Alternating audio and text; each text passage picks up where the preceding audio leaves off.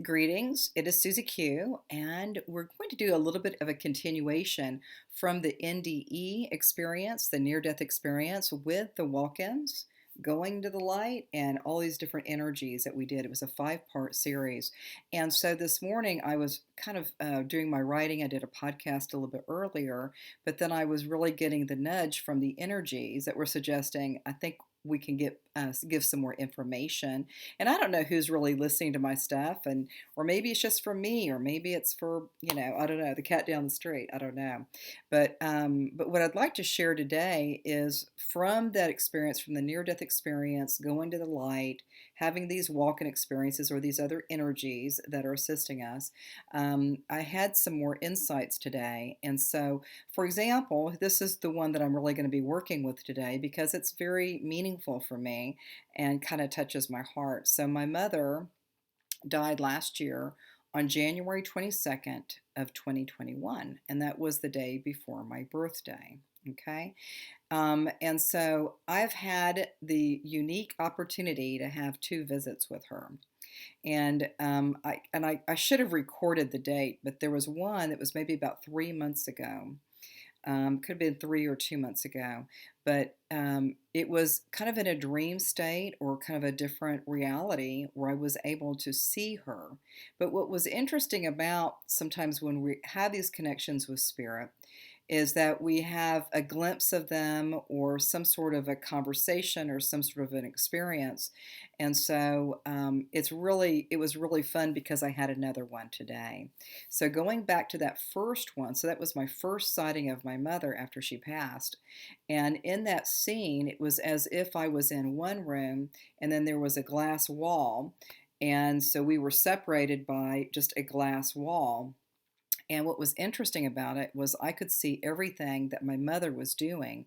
And so basically, she looked a little bit younger, maybe when I was maybe my teenage years, she looked a little bit younger. She was really cute, blonde hair, blue eyed. But when I was looking through that glass, looking at her, she looked really good. A lot of times when we see them again, they look a lot healthier, they look a lot better, right? And so, but it was interesting because I was kind of just observing her and I could never get her attention. She was really, really busy. She was walking, she was kind of going back and forth. She was really kind of focused. It seemed like she had a lot of things that she was working with, and she was really concentrating on what she was working with. But she was standing and she was walking and she was doing everything, and she clearly didn't know that I was there observing. So that was one of my first experiences with my beautiful mom, Opal, mom to me, but everybody calls her Opal. And so, and then this morning too, it's really interesting because I woke up, I was so excited because I got to see my mom again. And it was just so fascinating because I had all these different dreams and the relationships with other beings, before I kind of, had that vision with my mom. And so this one was kind of a little bit different. This was probably back in the 70s, the 1970s. And we had this, really nice house. And so she was sitting in one of the chairs. And so they had parquet, there were parquet floors, and I remember, like, as a kid, wearing socks and then sliding across the floor because it was just fun. But I noticed that she was sitting on one of these chairs, and the chairs were wooden, but they had some wicker on the sides and, kind of a substantial, wood piece. But she was sitting there, and I was like looking right at her, I was like looking right at her. And there was no conversation, there was no words spoken. And again, it was like in the 70s, so my mom had a totally different look back then, right? And of course, I look a lot different than that, than those days. But it was just fascinating just to sit, be really close to her, because before, with another vision I had, there was a glass between us, right? It was like a different space, one space and then another space with glass in between. But this one, I got to sit right across from her. And a lot of times, when we're working with spirit and having connections with beautiful family members or friends that have already passed, is we get to have a a kind of a different experience with somebody who has passed, and that was my mother this morning. And so what was really cool is that she had kind of really short hair back then, so she was just really a real beautiful person, and beautiful. She always wanted to look really cute and everything, and she did, you know. And so it was really kind of fun, just kind of like kneeling on my legs, kind of looking at her, and I think in a way there was a connection there where there was no words spoken. A lot of times we get things through just our thoughts, but I feel like the thoughts that were there is that I'm still close to you. Literally, I'm still close to you. I think that really was the message today. And oftentimes the messages are, you're doing really good and I love you. You're doing really, really good and I love you. So these sometimes are some messages that come through. And that was really kind of fun, just to think about it, because but when a person passes, I always know for my own self is that we all have these different paths, and we all have these different ways of being, and we've got lessons, and we've got our life purpose, and a lot of times I think a lot of people when they've have a lost, a family member that's gone, is it feels very sad. Okay, and it does feel that way. But when we really look at it and go deeper, okay, is that we look at it and we think this was probably the right time for them to go. Perhaps they've done everything that they were called to do in this beautiful planetary school. So we look at things in kind of a different way. Do we miss hearing their voice? Yes. Do we miss seeing them? Yes. Do we miss connecting with them? Yes. All of these things are so true. But then we also know that we still have that connection with that spirit.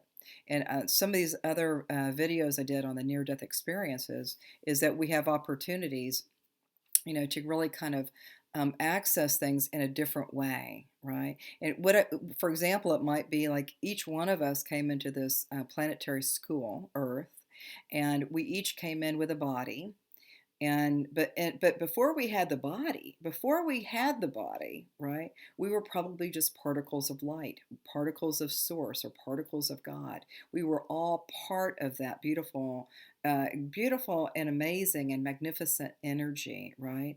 And so when we look at it now, when our family members or friends or people that we've loved have already gone, is we know that we are human, right, in this human form, but we're still energy. But even if a person has passed, their energy is still here, and our energy is still here. So we have opportunities to connect, literally to connect with one another across the veil, across that beautiful energy, that we can still connect with one another.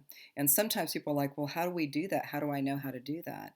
Sometimes you might just be noticing something that reminds you of your loved one, and reminds you of an experience, and all of a sudden you maybe get kind of the tingles, or that I call it the kundalini energy. You start kind of feeling the energy that they're there.